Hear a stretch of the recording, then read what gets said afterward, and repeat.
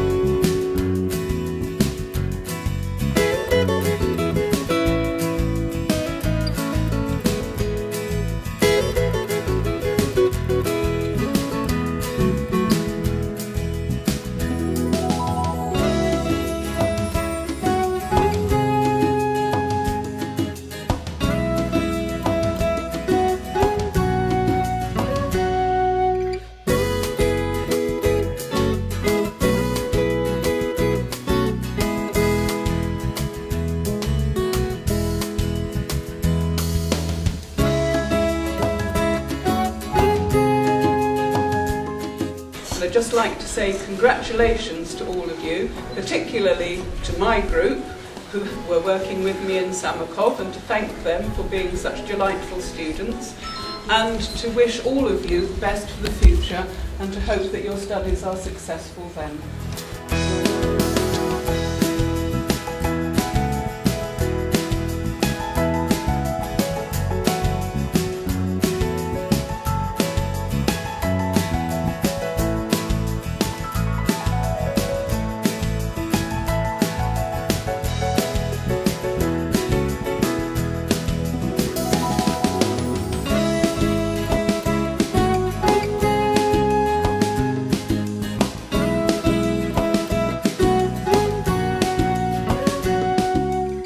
Горда съм с това, че имах възможността да бъда част от вашия екип и да бъда обучавана от истински професионалисти. На всички вас пожелавам успех, спорна година, лично удовлетворение и, разбира се, отлични резултати. Благодаря ви!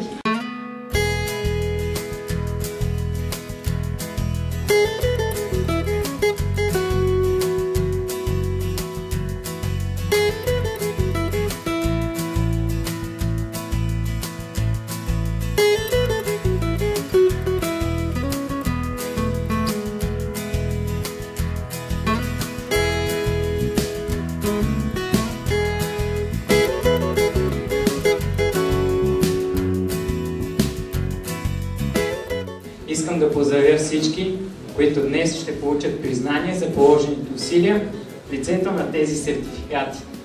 Искам да поздравя и хората, благодарение на които стигнахме до тук, а именно нашите родители и преподаватели.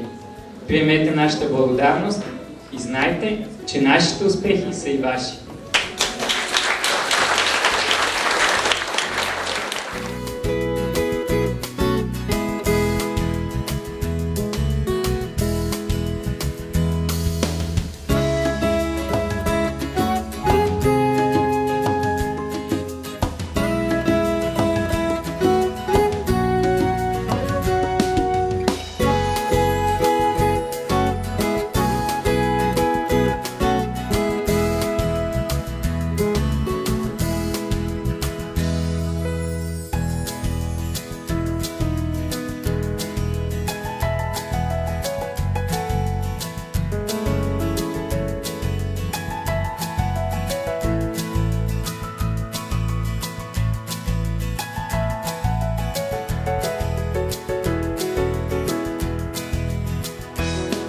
$13,210.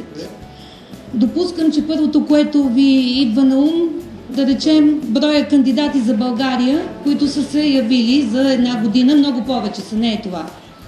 13,210 с дата миналия месец септември. Това е броя на организациите правителствени, образователни организации, както и работодатели в цял свят, които припознават сертификатите на университета Кембридж като сертификат международно признат за владеене на английски език. Бих искала да ви пожелая от сърце да постигнете с помощта на езикови сертификати университета Кембридж всичко, каквото смятате, че ви се полага и отвъд това. С радост бих ви поканила, продължете от нивото, което сте стигнали, продължете вашето обучение, вашите смислени усилия за всички следващи нива, докато не стигнете proficiency.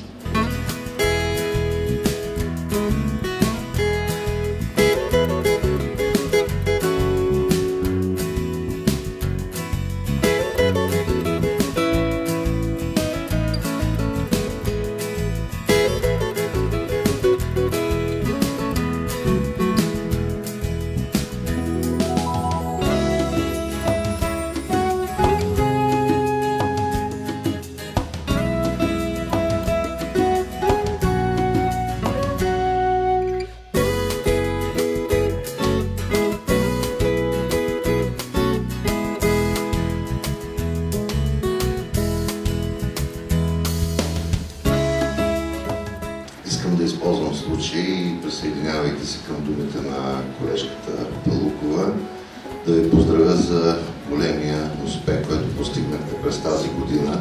Разбира се, основната заслуга за този успех сте самите вие, скъпи млади приятели, които показахте, че можете да бъдете сред най-добрите в света. Сертификата, който днес ще получите, не е просто една хартийка. За тази хартийка само вие знаете, че се крие много труд, много време, защото усвояването на един чужд език не е като да се подготвиш, да речем, за една матура по български език и да изучиш темите. Това е една къща, езикът, който се гради тухла по тухла, ден по ден, месец по месец и година по година, която изисква постоянство, усърдие и, разбира се, и талант. Университета Кембридж е най-старата изпитна институция в новия си формат. През 2013 година, заедно с 20 годишната на училище Европа, изпитните центрове на университета Кембридж ще празнуват своята 100 годишнина. Доверието на работодатели, образователни институции и други към университета е огромно и не случайно тези сертификати са признати за работа и учене от над 12 500 институции в целия свят. От университета Магил в Канада, през американските университети до британските университети, европейските университети, университети. Също така през работодателите, ако погледнете списък в сайта, от Pepsi Cola до банковите институции, разбира се, на различните нива. Така че ви поздравявам с вашия нов паспорт към света и към бъдещите ви успехи. Желая ви здраве и да сте все такова упорити и да вървите напред.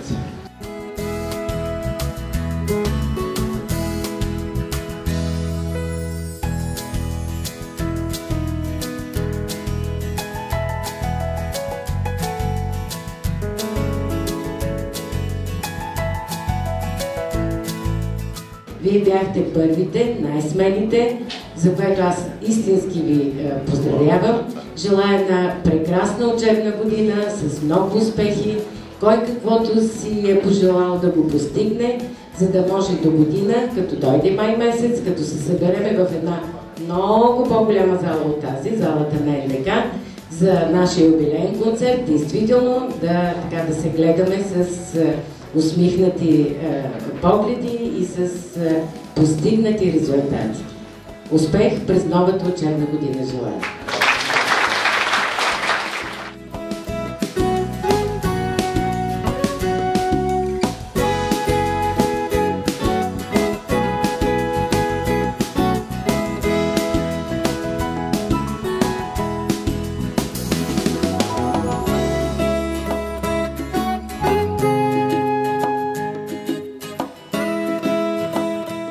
Сега съм ниво S1 и понякога часовете ни преминават и в игра. Когато беше изпита, аз първо се притеснявах, както и сега се притеснявам малко, но всичко мина добре.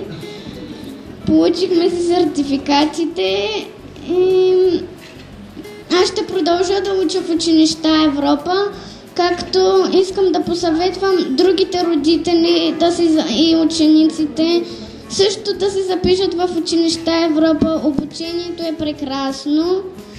Учите английски език много добре и накрая ще постигнете неща, за които и вие не сте вярвали, че можете да ги постигнете.